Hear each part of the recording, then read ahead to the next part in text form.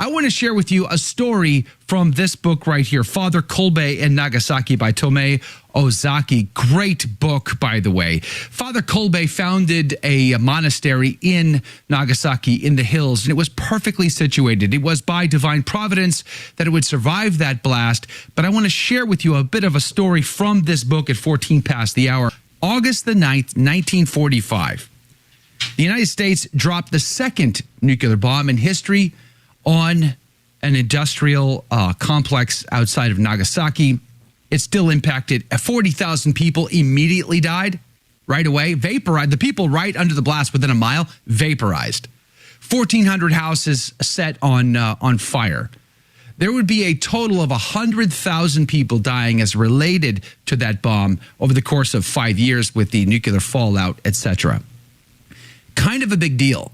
The reason why Nagasaki was chosen was because, well, the weather. They had a different target intended all along, but it was cloudy. They couldn't see their target, so they went to Nagasaki instead. And they almost didn't bomb Nagasaki. The weather still wasn't great. But then at the last moment, just before the pilots turned around, there was a break in the clouds, and they released their bomb, and it fell into a canyon of sorts.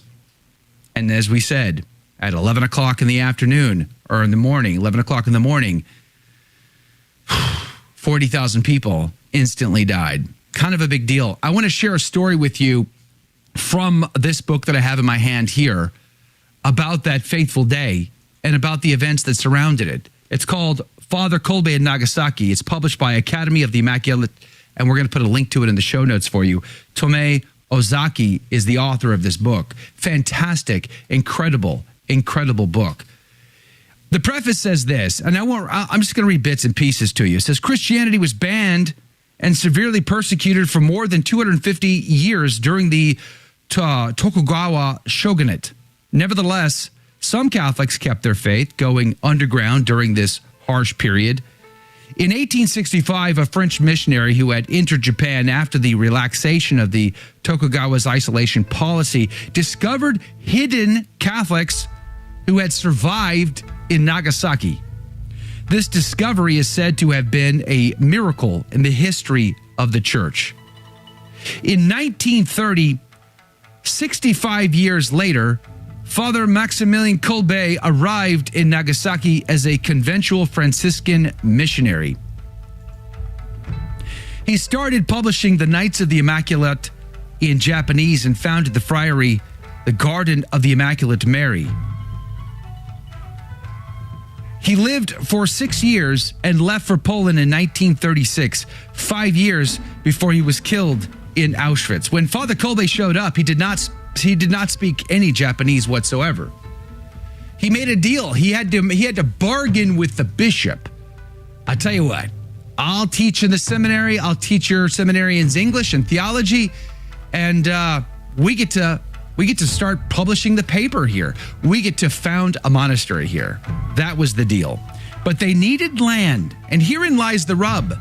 It was hard to find land. Father Kolbe was broke. In fact, they were starving, almost starving, literally starving that first year. It was a very, very difficult time for the friars that came from Poland, from Niepokolanów, which is their monastery that they founded in Poland, the largest monastery in the history of the world there, and would be bombed in 1939 by the Nazis, by the way. And Father Kolbe would, of course, be hauled off to Auschwitz, where he would die later. But they were looking for land.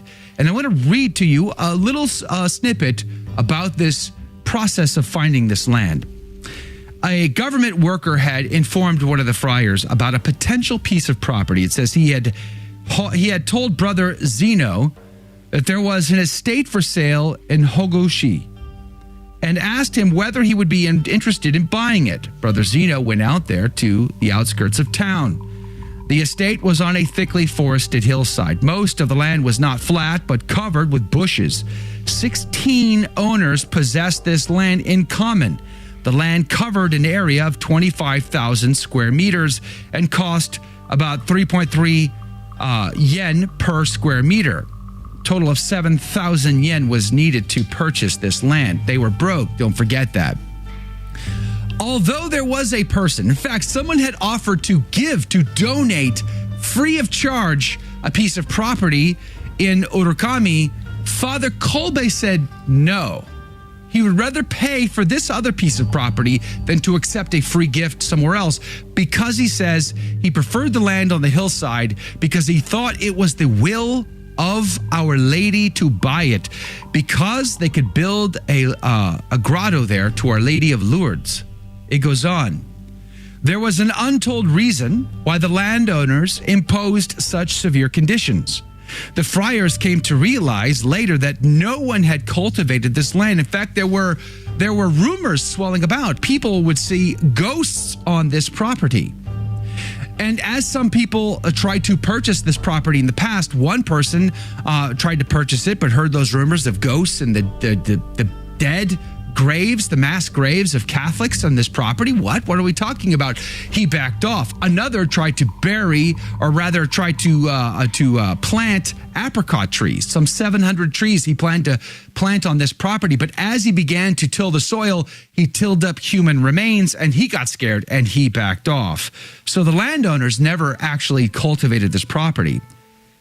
But they didn't care. In fact, this attracted them all the more. It says, sure enough, many human bones and gold and old coins were found when they reclaimed the land in order to build a friary. Stones engraved with the cross were also found. Father Kolbe reported to the bishop that the land seemed to be the place where persecuted Catholics were buried. The bishop was delighted, said it is a very good place, as the blood of the Catholics were shed there. Father Kolbe would say this: Japan is a mountainous country, so it is appropriate to build Neopokolonov here. We will possibly also be able to build a Lourdes Grotto. This land is very good. People don't like to buy this land because there is a graveyard down here. There may also be graves of persecuted Catholics in it. So Father Kolbe takes his brother friars down this path to show them this property that they intend to buy. He takes them down to the path to where the grave sites are supposed to be.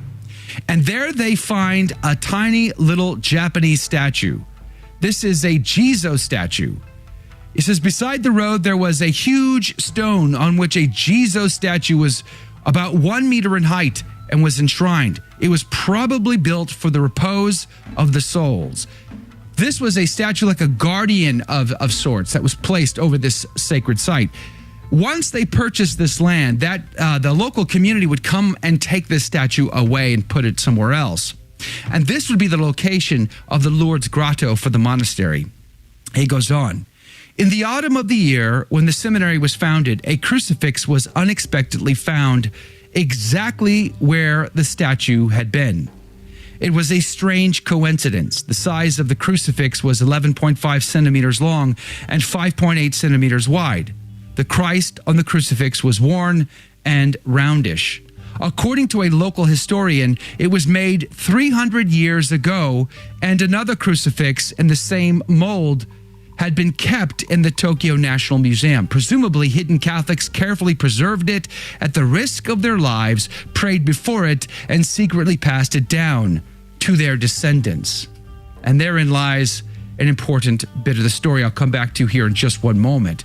But in 1931, the time of war was fast approaching Japan. Father Kolbe would write, something is going to happen in the world, but nobody can rob us of anything but our lives, as we dedicate ourselves entirely to Our Lady.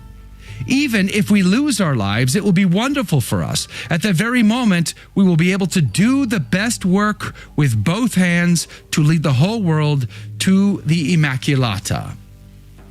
One must lose their life to find it. Was that not the gospel today? How apropos is that? But that crucifix, which was found on that very site, which was the burial place, the mass burial of martyrs for the Catholic faith in Japan several hundred years before, who had no priest and no access to the sacraments, who simply had to pray, fast, and do penance to maintain their faith. One such descendant of those faithful Urakami Catholics was the mother of Tomei Ozaki, who wrote this book. As a boy, he said his mother would take him to this monastery to pray. And he began to come every single day. In fact, he says, I was struck by their total devotion to Mary.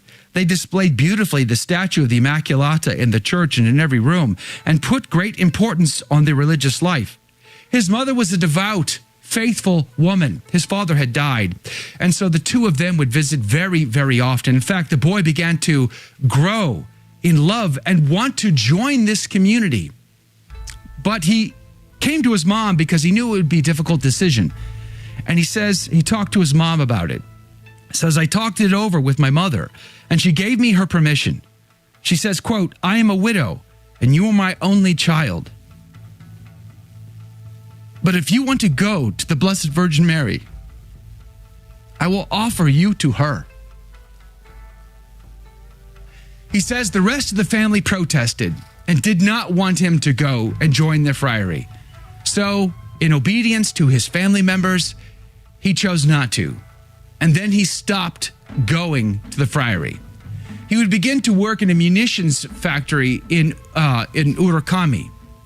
And one day, he got into a fight with one of his fellow coworkers. He was still a young man, 17, working in this factory. And he said he was a little bit hot-blooded.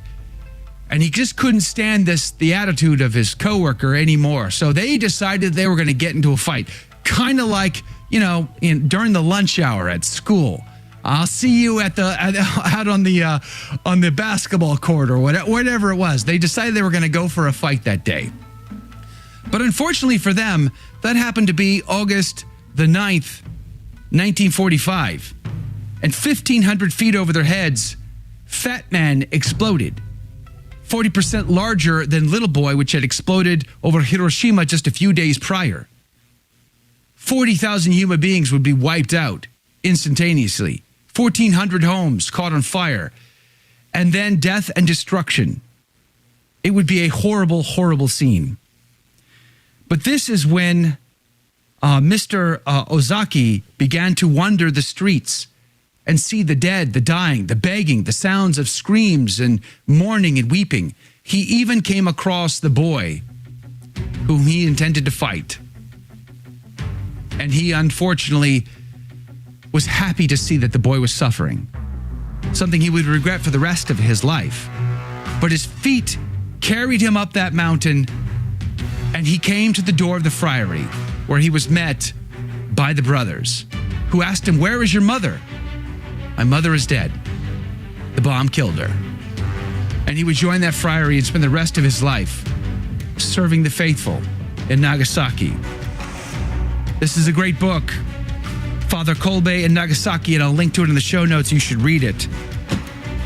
But you should remember the lives of so many people lost because we decided to drop a bomb that day. War may be inevitable, but horrible things happen and we should avoid it at all costs. Did you like that video? It's okay. You can admit it. It's perfectly fine.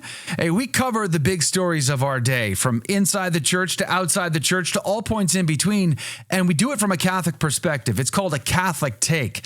It's a radio program Monday through Friday. We live stream it right here on this channel, by the way, so make sure to subscribe, like, and share. We would be very grateful to you. And don't forget, you're going to want to watch this video right here because you don't want to miss anything.